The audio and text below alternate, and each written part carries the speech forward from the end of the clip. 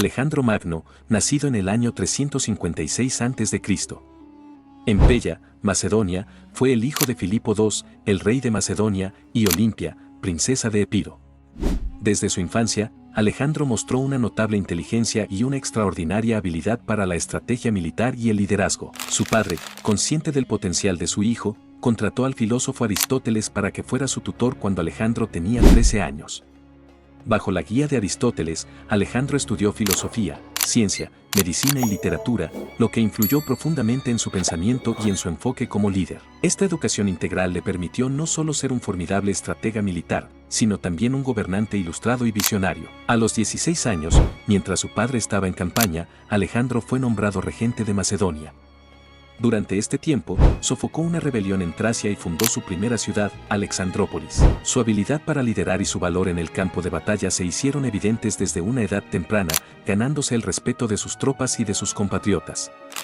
En el año 336 a.C., Filipo II fue asesinado, y Alejandro, con solo 20 años, ascendió al trono. Rápidamente consolidó su poder eliminando a sus rivales y asegurando la lealtad de los estados griegos.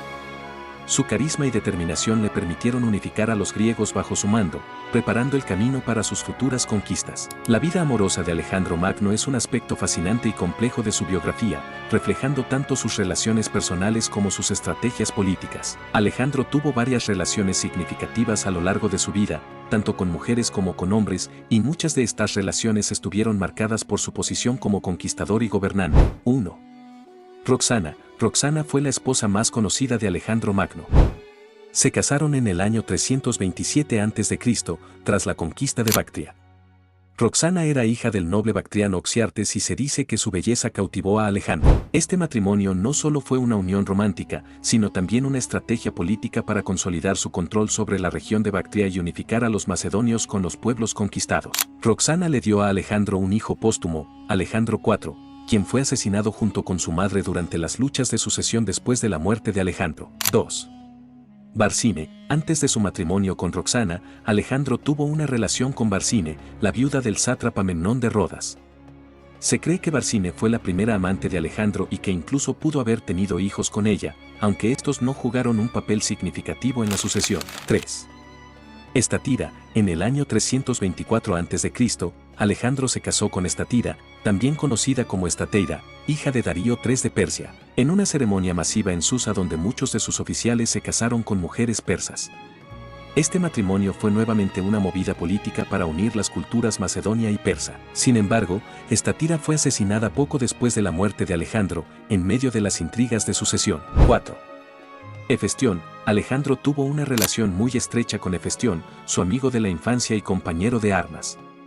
Aunque la naturaleza exacta de su relación es objeto de debate entre los historiadores, muchos creen que fue una relación romántica y posiblemente sexual. Hefestión era uno de los generales más confiables de Alejandro y su confidente más cercano. La muerte de Hefestión en el año 324 a.C. afectó profundamente a Alejandro, quien organizó un funeral grandioso en su honor y mostró un profundo duelo por su pérdida. 5. Bagoas. Alejandro también tuvo una relación con Bagoas, un joven eunuco persa. Bagoas era conocido por su belleza y llegó a ser muy cercano a Alejandro. Plutarco relata un episodio en el que Alejandro besó a Bagoas en público durante unos juegos en la India, lo que indica la intensidad de su relación. Estas relaciones reflejan tanto los aspectos personales como políticos de la vida de Alejandro.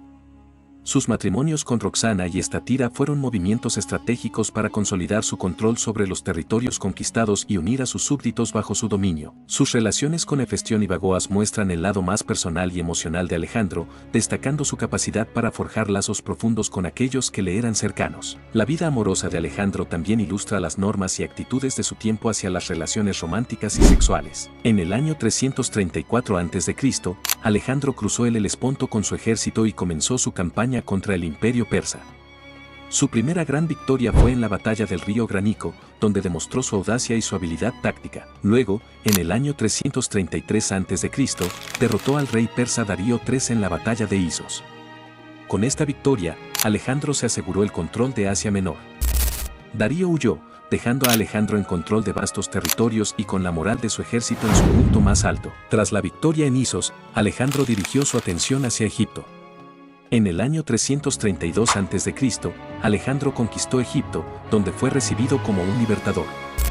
Fue proclamado faraón y fundó la ciudad de Alejandría, que se convertiría en un importante centro de conocimiento y cultura. Durante su estancia en Egipto, Alejandro visitó el oráculo de Amón en el oasis de Siwa, donde fue declarado hijo de Zeus.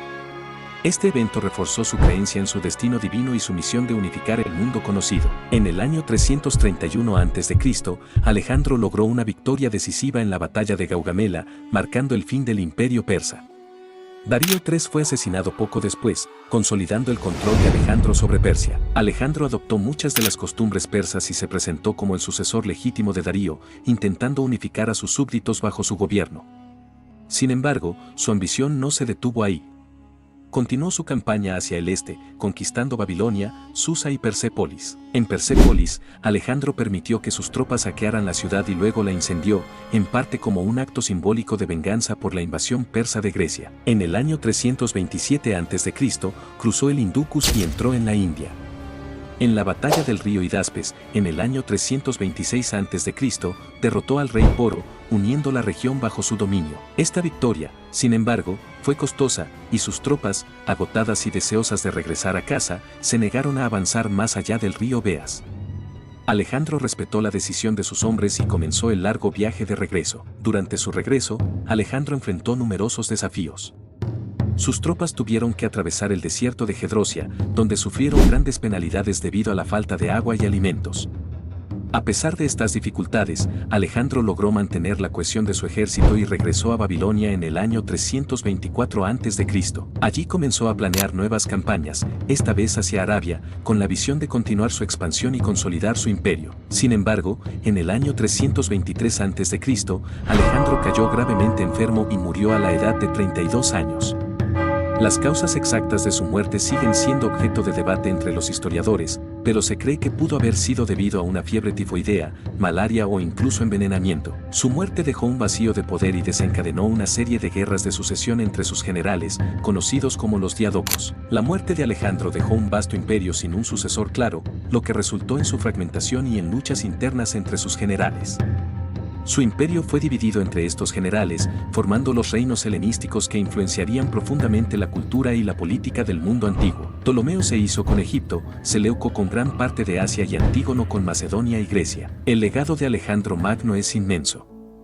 No solo es recordado como uno de los más grandes conquistadores de la historia, sino también por la difusión de la cultura helenística por todo su imperio. Su política de fusión cultural, a través del matrimonio entre macedonios y persas y la promoción de la cultura griega, tuvo un impacto duradero. Las ciudades que fundó, especialmente Alejandría, se convirtieron en epicentros de conocimiento y cultura, y su influencia se extendió mucho más allá de su muerte. En Alejandría, se construyó la famosa Biblioteca de Alejandría, que se convirtió en un faro de conocimiento y aprendizaje durante siglos. La figura de Alejandro ha sido objeto de numerosas obras de arte, literatura y estudios históricos. Su vida y logros han inspirado a generaciones de líderes y estrategas, y su legado sigue siendo un tema de fascinación y admiración en todo el mundo. Alejandro Magno no solo cambió el curso de la historia con sus conquistas, sino que también dejó una marca indeleble en la cultura y el pensamiento de la humanidad, unificando diferentes pueblos bajo una visión común y promoviendo el intercambio de ideas y conocimientos a una escala sin precedentes. Además de su influencia cultural, Alejandro también tuvo un impacto significativo en la estrategia militar. Sus tácticas en el campo de batalla, como la formación en falange y el uso combinado de infantería y caballería, revolucionaron la guerra en su época. Sus campañas militares son estudiadas hasta el día de hoy en academias militares de todo el mundo.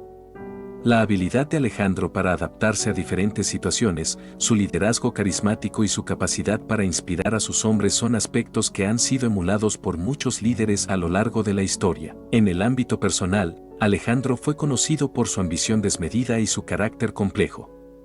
Aunque era capaz de mostrar gran clemencia y generosidad, también podía ser implacable con aquellos que se oponían a su visión. Su relación con sus compañeros más cercanos, como Hefestión, fue profunda y significativa, y su muerte afectó profundamente a Alejandro.